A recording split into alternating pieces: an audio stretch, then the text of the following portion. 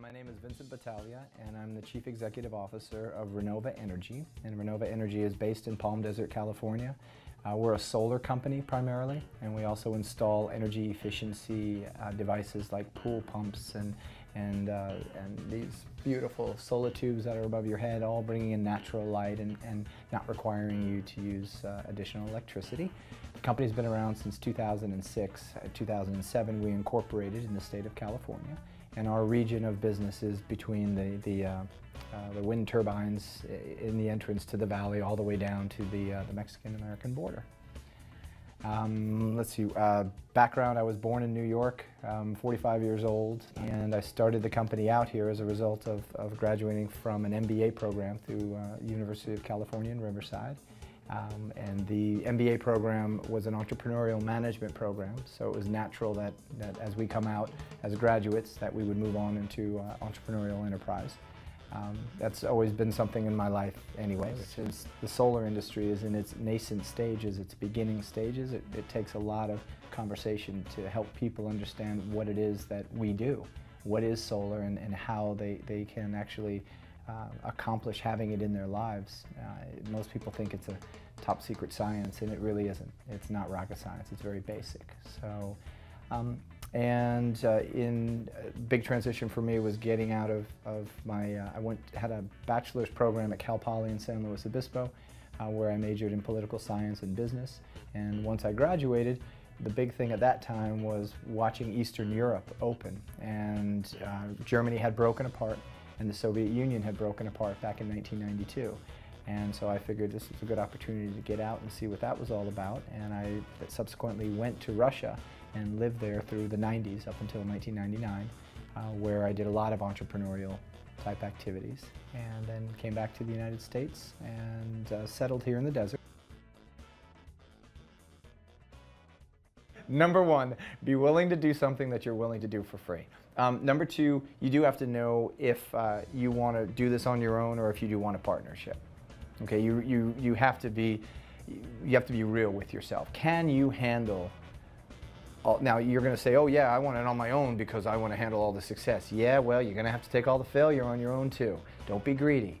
So decide if you want a partner, and then go back to what I said a few minutes ago. Find someone and make sure you put in writing. Say, hey, look, this is what you said you were going to do in the beginning. And he says, yeah, and this is what you said you were going to do in the beginning. And that's how we have conversations. We literally use that MOU to calm any situation that could potentially, become an issue for us. Because if it wasn't in writing, we'd say, hey, you said, no, I didn't, and that just is human nature. So there it is.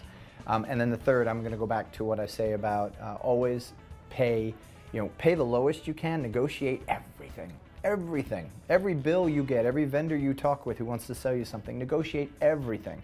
But when it comes to accountants and when it comes to attorneys, you pay them, that's who you pay. You pay them the most amount of money, you pay them what they want, and you pay attention to them.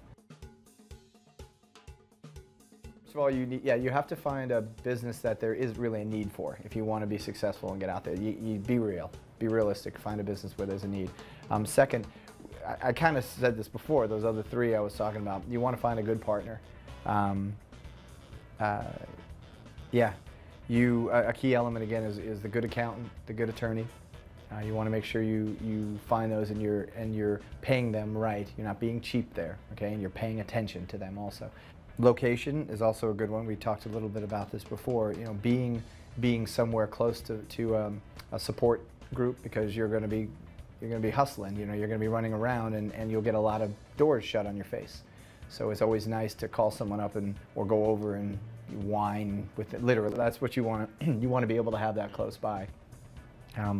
One other, if you can get rid of some of the encumbrances that you have. I mean, if you like Range Rovers and things like that, forget it. You're not going to drive a Range Rover anymore if you're an entrepreneur. So you want to get rid of a lot of those excesses.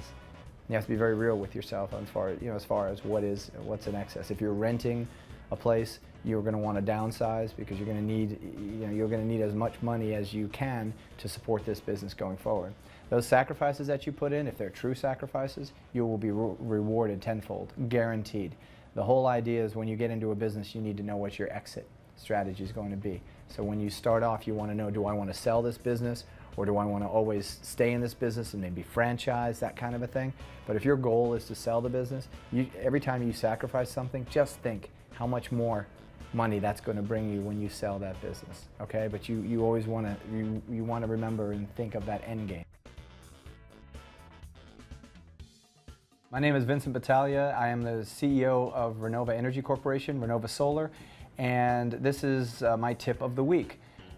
When it comes to marketing, you don't have to pay for marketing. I would suggest that if you're excited about your industry as an entrepreneur, the best thing you can do is take that excitement and call your local newspaper and let one of the staff writers there know that you're an expert in your field and that you're always open and available to answer their questions, because newspapers are always looking for people who can help them make news. So they'll give you a call whenever something comes up that has to do with the industry that you've chosen to open a business in. And then bam, you'll get your name out there, you'll get your title out there, and people will see you as the expert. Why? Because people believe that what's written in a newspaper in black and white is not a lie. We all know it is. No, we all know that there is an issue with that. You shouldn't always believe everything that's in the paper, but you will automatically become the expert in your field, and people will call you because you're the expert.